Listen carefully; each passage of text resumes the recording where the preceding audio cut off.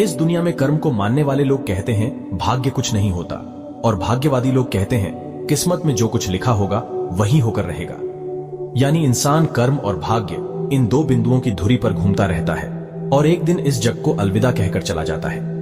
ये भाग्य और कर्म को अच्छे से समझने के लिए पुराणों में एक कहानी का उल्लेख मिलता है। एक बार देवर्षि नारद जी बैकुंठ धाम गए। वहां उन्होंने भगवान विष्णु का नमन किया।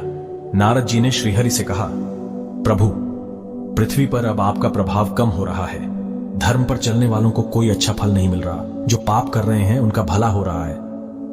तब श्रीहरि ने कहा, ऐसा नहीं है देवर्षि, जो भी हो रहा है सब नियति के जरिए हो रहा है। नारद बोले, मैं तो देखकर आ रहा हूं, पापियों को अच्छा फल मिल रहा है और भला करने वाले, धर्म के रास्ते पर चलने वाले लोगों को बुरा फल मिल रहा है। भगवान ने कहा, कोई ऐसी घटना बताओ।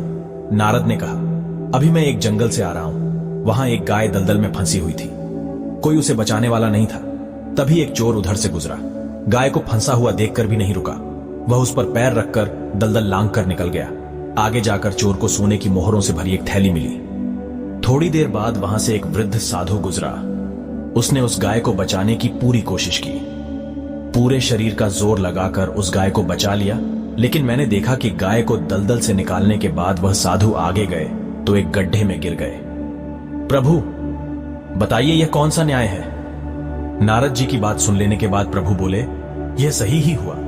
जो चोर गाय पर पैर रखकर भाग गया था, उसकी किस्मत में तो एक खजाना था, लेकिन उसके इस पाप के कारण उसे केवल कुछ मोहरें ही मिली।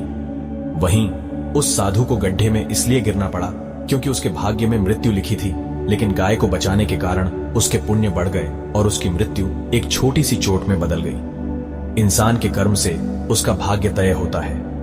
इंसान को कर्म करते रहना चाहिए, क्योंकि कर्म से भाग्य बदला जा सकता है। तो दोस्तों, आज की यह शिक्षाप्रद कहानी आपको पसंद आई होंगी तो नीचे कमेंट बॉक्स में यस जरूर से लिखें और उसके साथ ही इस कहानी को अपने दोस्तों के साथ शेयर करना न भूलें।